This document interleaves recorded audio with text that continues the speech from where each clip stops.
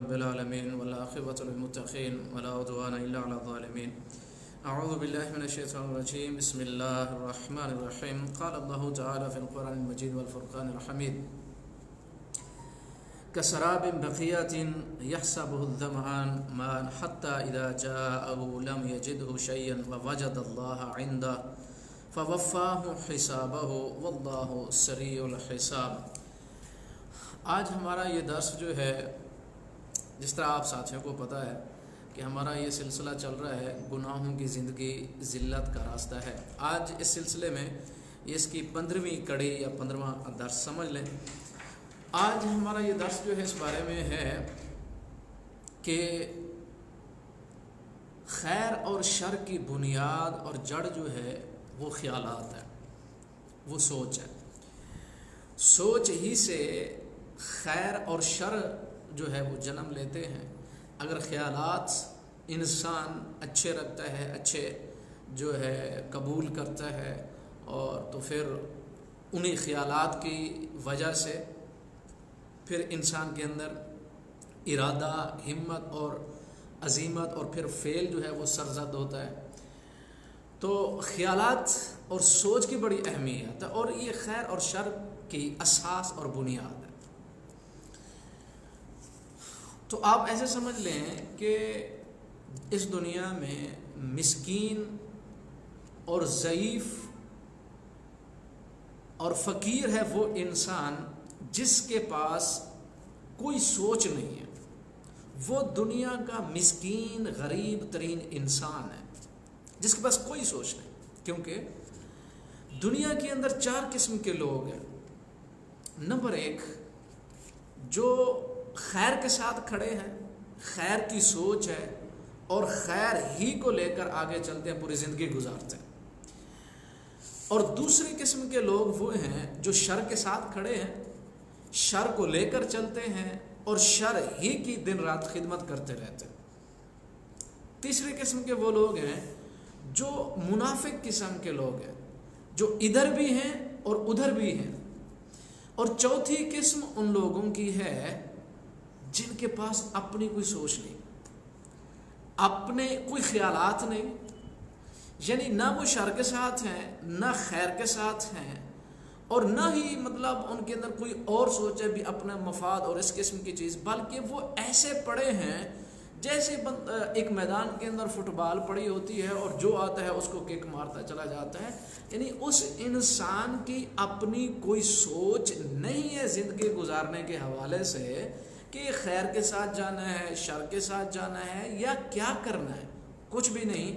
ایسے انسان کمزور ترین انسان، ضعیف ترین انسان، سوچ کے لحاظ سے، ارادے کے لحاظ سے. اور پھر یہ جو مطلب جو کمزور انسان ہیں، ضعیف ترین انسان ہیں، ان پر پھر جو خیالات آتے ہیں، جو سوچیں آتی ہیں، ان پر اثر کرتے چلے جاتے ہیں.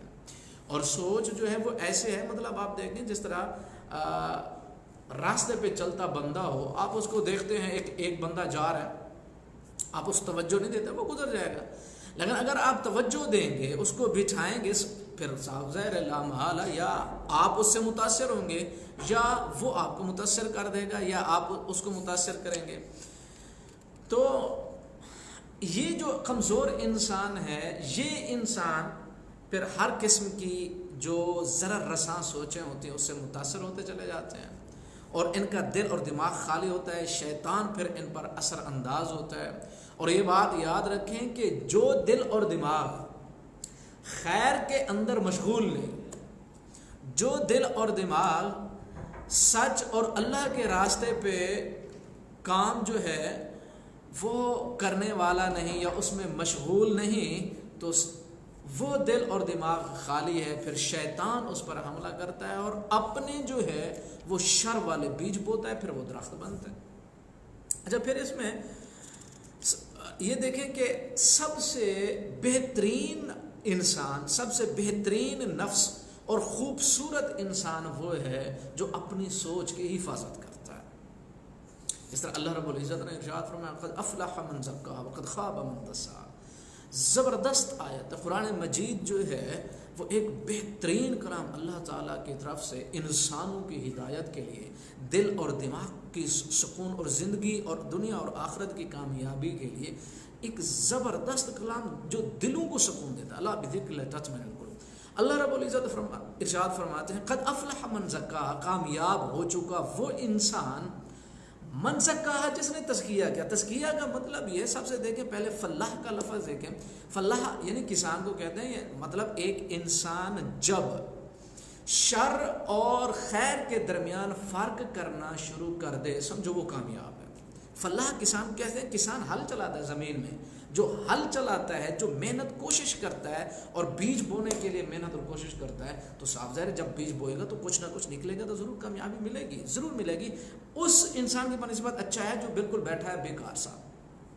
تو اللہ تعالیٰ فرماتا ہے من زکا، جو تزکیہ کرتا ہے، مطلب یہ ہے کہ زکا یعنی مالی کی طرح ایک مثال ہے۔ ایک مالی جو اپنا پودا لگاتا ہے، پودا لگانے کے بعد وہ خود رو پودے جو خود بخود اگتے ہیں اور ان کو کاٹتا ہے اور جھاڑتا ہے اور حفاظت کرتا ہے سردی سے، گرمی سے، فلاں، یعنی اسی طرح ایک مسلمان بھی ہے، جو وہ مسلمان جو خیر کے ساتھ کھڑا ہے، اپنی سوچوں کی حفاظت کرتا ہے اور اس طرح کہ اپنے جو غلط قسم کے خیالات، سوچیں، گمراہیاں آتی ہیں، ان کو کاٹتا چھانٹتا چلا جاتا ہے اور اچھے خیالات دل میں بٹھاتا ہے اور اس کے ساتھ جو ہے وہ زندگی جو ہے وہ بسر کرتا ہے۔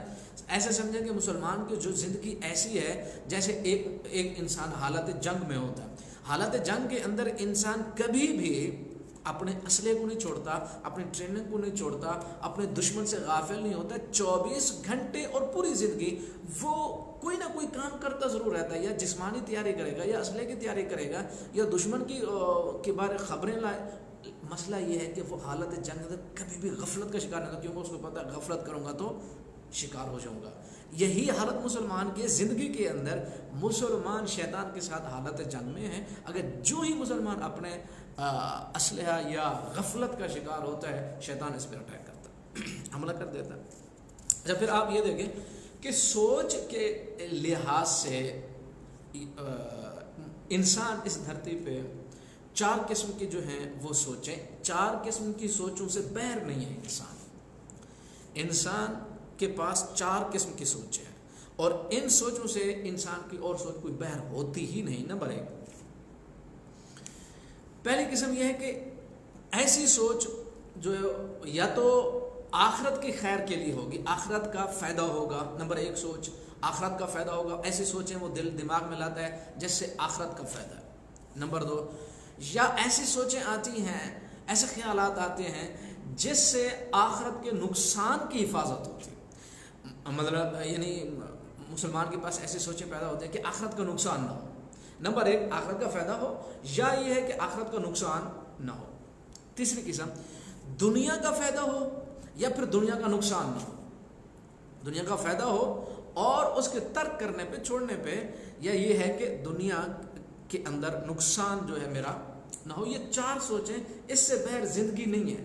اور اس سے بہر اگر کوئی انسان زندگی گزارتا ہے تو اس کو آپ سمجھیں ایسا مسکین انسان ہے، ایسا غریب اور فقیر انسان ہے جو نہ آخرت کا فائدہ سوچتا ہے، نہ آخرت کے نقصان سے بچتا ہے، نہ دنیا کا فائدہ سوچتا ہے، نہ دنیا کے نقصان سے بچتا ہے۔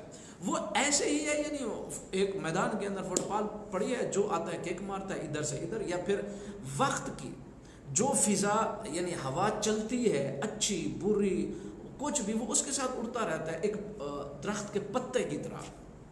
اس کی اپنی سوچ جو ہے وہ ہے نہیں کہ وہ کہیں جا کر وہ رکے اور ٹکے۔ اسی طرح آج ہم دیکھیں، ہم مسلمان جو ہیں، ہماری بھی ایسی کوئی صورتحال ہوئی پڑی ہے کہ شیطان ہر انسان، ہر مسلمان کو اپنے اپنے میدان کے اندر پچھاڑتا ہے، اور پھر مطلب یہ آج کے دور کے اندر ہم مسلمانوں کی بھی صورتحال کچھ ایسی ہے، نہ آخرت کا فائدہ نہیں دیکھتے، ہم آخرت کے نقصان کو بھی نہیں دیکھتے کیا ہو رہا ہے، دنیا کا فائدہ بھی نہیں، دنیا کا نقصان سے بھی بچنے کی کوشش نہیں کرتے۔ اس کا مطلب یہ ہے کہ شیطان نے ہم مسلمانوں میں سے ہر ایک مسلمان کو اس کے میدان کے اندر اتنی زخمی کر دیا، اس کو یعنی مسلمان کو اتنی زخمی کر دیا ہے، زخم لگا کے ہم اب مسلمان اس کے زخموں سے چور ہو کر گرے پڑے ہیں، نہ ہمیں طبیب کی طرف جانے کی مطلب طبیب کے پاس جاتے ہیں، نہ اس کا علاج کرتے ہیں، نہ اٹھنے کی سکت اور طاقت ہے۔ شیطان نے ہر مسلمان کو اپنے اپنے میدان میں بچھاڑ کر کے ایسے زخمی اور زخمی کر کے رکھ دیا، اور ہم مسلمانوں کے دلوں کے اندر وہ رمق، وہ قوت، وہ طاقت سوچ کی، ایمان کی وہ ہے نہیں کہ شیطان سے ہم لڑ سکیں۔ ہم کہتے ہیں ٹھیک ہے جس طرح زخم لگانا لگا لو، لیکن یہ ہے لگاؤ تھوڑا زیادہ، میں پڑا ہوں، جو کرنا ہے تمہیں کرنا ہے، میں آگے جو ہے وہ بڑھ ہی نہیں سکتا، بڑھتا نہیں، یا پھر میرا مرض ایسا ہے جو علاج کے قابل نہیں ہے۔ تو یہ جو صورتحال ہے، یعنی جس طرح آپ نے دیکھا ہوگا کہ وہی قومیں کامیاب ہوتی ہیں جو آگے بڑھ کر حملہ کرتی ہیں، اور دوسری قوم دفاع بھی کرتی ہے، لیکن ایک قوم ایسی نہ آگے بڑھتی نہ دفاع کرتی، بھی جو آئے ہمیں جو ہے وہ کیا کرے، ہمیں فتح کرتا چلا جائے، جو ہم سے کام کرواتا چلا جائے، کوئی سوچ اور کچھ وہ بھی نہیں ہے۔ یعنی پھر یہ عجیب سی صورتحال ہوتی ہے۔ تو ہم مسلمانوں کا بھی کچھ ایسا ہی آج طرز عمل ہے کہ ہم شیطان کے چنگل میں اور شیطان کے وسوسات اور خیالات کے اندر اس کے یعنی ہر قسم کے جو اس نے جال بچھائے ہوئے ہیں، ہم اس کا شکار ہو چکے ہیں۔ اچھا، پھر اس کے بعد یہ ہے کہ سب سے عظیم سوچ اس مسلمان انسان کی ہے جو اپنے آخرت کا فائدہ دیکھتا ہے۔ وہ عظیم انسان ہے وہ مسلمان جو اپنے خالق اور مالک کے سامنے سر بسجود ہے، اور اپنے خیالات کی بھی حفاظت کرتا ہے، اپنی سوچ کی بھی حفاظت کرتا ہے، اپنے آخرت کے فائدے کو بھی دیکھتا ہے، اپنے آخرت کے نقصان کو بھی دیکھتا ہے، اور اس سے بچاؤ کا تدبیریں کرتا ہے نقصانات، اور دنیا کا فائدہ بھی دیکھتا ہے، اور دنیا کے جو اس کے فائدے ہیں، نقصانات ہیں، ان سے بھی بچنے کی کوشش کرتا ہے۔ سب سے پہلی چیز، جو بہت ساری چیزیں ہیں جو ایک مسلمان جس کے اندر بہترین سوچ ہو، اس کی بہترین سوچیں جو ہیں وہ اس کی چند قسمیں۔ نمبر 1، وہ مسلمان جو قرآن کے مفاہیم اور معانی کے اندر جو ہے غور فکر کرتا ہے، اس سے بڑھ کر بہترین مسلمان نہیں ہے، جو قرآن مجید کے فہم حاصل کرتا ہے اور اس پر عمل کرنے کی کوشش کرتا ہے۔ پھر دوسرا مسلمان، دوسری سوچ یہ ہے کہ اللہ تعالیٰ کی دی ہوئی نعمتوں کے اوپر، اللہ تعالیٰ کے دیے ہوئے احسانات کے اوپر غور و فکر کرتا ہے۔ تیسری چیز، وہ مسلمان جو اپنے عیوب کے اوپر نظر رکھے ہوئے ہے، میرے اندر یہ کمی، میرے اندر یہ کوتاہی، میرے اندر یہ غفلت، میرے یہ گناہ، میری یہ زیادتی، میرا یہ ظلم، اپنے عیوب کے اوپر نظر ہے اس کی۔ اب دیکھیں سلف صالحین کیسے کرتے تھے۔ حضرت حسن بصری رحمۃ اللہ علیہ اپنی عمر کے آخری ایام کے اندر ایک تکلیف محسوس کر رہے تھے، فرماتے مجھے ایسا لگتا ہے کہ یہ ایک گناہ کی وجہ سے، اور وہ گناہ کون سے 40 سال پہلے میں نے کیا تھا، اور وہ کیا کیا تھا، وہ یہ تھا کہ میں نے اپنے ساتھی کو مفلس کہہ دیا تھا۔ اپنے عیوب پہ نظر ہے، 40 سال ایسی بات یعنی زبان سے میری نکلی تھی، وہ گناہ سمجھتے اس کو، لیکن وہ یاد ہے، اور اس کے لیے اس نے بڑے بڑے نیک کام بھی کیے۔ تو سلف صالحین جو ہے وہ عیوب پر نظر رکھتے ہیں، میرے اندر کمی اور کوتاہی کیا ہے، میرے اندر جو ہے وہ کون کون سے گناہ۔ آج ہم مسلمان دیکھیں، وہ تو ایسا مسئلہ نہیں کہ ہم اپنے گناہوں کو یاد کریں، توبہ کریں، علاج کریں اس بیماری کا، گناہوں کا، ظلمت کا، گمراہی کا، ہم اس راستے پہ جاتے نہیں۔ ہم میں سے ہر مسلمان کو شیطان نے علیحدہ علیحدہ کر کے اس نے اتنی زخمی کر دیا نا، گناہ کروا اب نیکی والے راستے پہ جانے کی سخت اور طاقت رہی ہی نہیں، جرأت ہی نہیں رہی کہ دشمن کو دشمن سمجھے۔ اور پھر مطلب ایسی غلامی ہمارے اندر جو ہے کوٹ کے بھر چکی ہے۔ اگر کوئی بندہ کہے نا کہ مثال کے طور میں ایک مثال دیتا ہوں، بندہ کہے میں نے سائنسدان بننا ہے، اس کو لوگ کہتے ہیں اپنے کپڑے دیکھیں، روٹی دیکھی ہے، روٹی پوری نہیں ہوتی سائنسدان بنے گا، اپنا گھر دیکھا ہے، اپنی شکل دیکھی ہے۔ وہ بھائی سوچ کی عظمت کے لیے، علم کی عظمت کے لیے کپڑے سے کیا تعلق ہے، کپڑے کا کیا تعلق ہے، روٹی کا کیا تعلق ہے، مکان کا کیا تعلق ہے، جوتے اور سر کے اوپر کپڑے کا کیا تعلق، گاڑی اور سائیکل موٹر سائیکل کا کیا تعلق ہے، جو علم ہے، جو اللہ تعالیٰ نے ٹیلنٹ انسان کو، مسلمان کو دیا ہے، وہ اس کا اظہار کرے، وہ اس کے اوپر کامیابی سے آئے، لیکن اس کا تعلق جو ہے وہ ان چیزوں سے نہیں ہے۔ لیکن ہم مسلمان سوچتے ہیں نہیں میری سوچ غلط ہے، ہم اتنے متاثر ہو چکے ہیں آج کے جدید دور سے کہ اپنے آپ کو بھی غلط کہہ دیتے ہیں، ہم مسلمان صحیح نہیں، استغفر اللہ علیہ وسلم، یہ غلامی کی انتہا ہے۔ اور پھر دیکھیں، اور اس کے بعد جو آگے جو سوچ ہے وہ یہ کہ مسلمان کے اندر جو بہترین سوچ ہے وہ یہ کہ میری ذمہ داری کیا ہے، میں نے اس کو پورا کس طرح کرنا ہے، یہ زبردست طور سے۔ کیونکہ وقت، جس طرح امام شافعی رحمۃ اللہ علیہ ارشاد فرماتے ہیں، میں نے صوفیاء سے 2 باتیں سیکھی ہیں بس۔ ایک بات تو یہ، وہ کہتے ہیں کہ وقت جو ہے تلوار ہے، تلوار کی طرح ہے، یا تو آپ اس سے حفاظت کر لو یا پھر آپ کو کاٹ دے گا۔ اور دوسری بات امام شافعی رحمۃ اللہ علیہ ارشاد فرماتے ہیں، وہ دوسری بات یہ ہے کہ آپ کا نفس ہے، یا تو آپ اس کو حق کے ساتھ مشغول کر لیں، بچ جائیں گے، حق کے ساتھ مشغول نہیں کرتے پھر باطل اس میں آئے گا ہی آئے گا، آپ اس کو باطل سے بچا نہیں سکتے۔ یعنی انسان کا اپنا نفس ہے، انسان کی اپنی زندگی ہے، انسان کی اپنی سوچ ہے، انسان کے اپنے خیالات ہیں، اگر اس کے اندر حق اور سچ اور اللہ کے، اس کے رسول کی فرما برداری اطاعت والی سوچیں نہیں آتی، حق اور سچ سے اس کو مشغول نہیں کرتا، باطل آئے گا، باطل سے جان نہیں چھوڑ سکتے۔ تو یعنی وقت کا فرض اور وقت کی ذمہ داری کیا ہے، اس کو پورا کرنا۔ اگر مسلمان نہیں کرتا تو زندگی تو گزر جائے گی، کھانا پینا، بچے پیدا کرنا، گھروں کو پینٹ کرنا اور ٹائلیں لگا دینا، بات ختم ہے، اور پھر مر جانا، یہ بھی بھلا کوئی زندگی ہے؟ زندگی تو یہ ہے کہ مسلمان اپنے آپ کو متاثر کرے، زمانے اور وقت کو متاثر کرے اللہ اور اس کے رسول کی اطاعت کے ساتھ۔ جو ایسا نہیں کرتا تو پھر خسارے میں ہے۔ اور آگے جو ہے اسی طرح آپ یہ بات یاد رکھیں کہ سوچ انسان کے اندر جو ہے وہ آتی بھی ہے، تو مسلمان اس کی حفاظت کرے، اچھی سوچ ہے یا بری سوچ ہے۔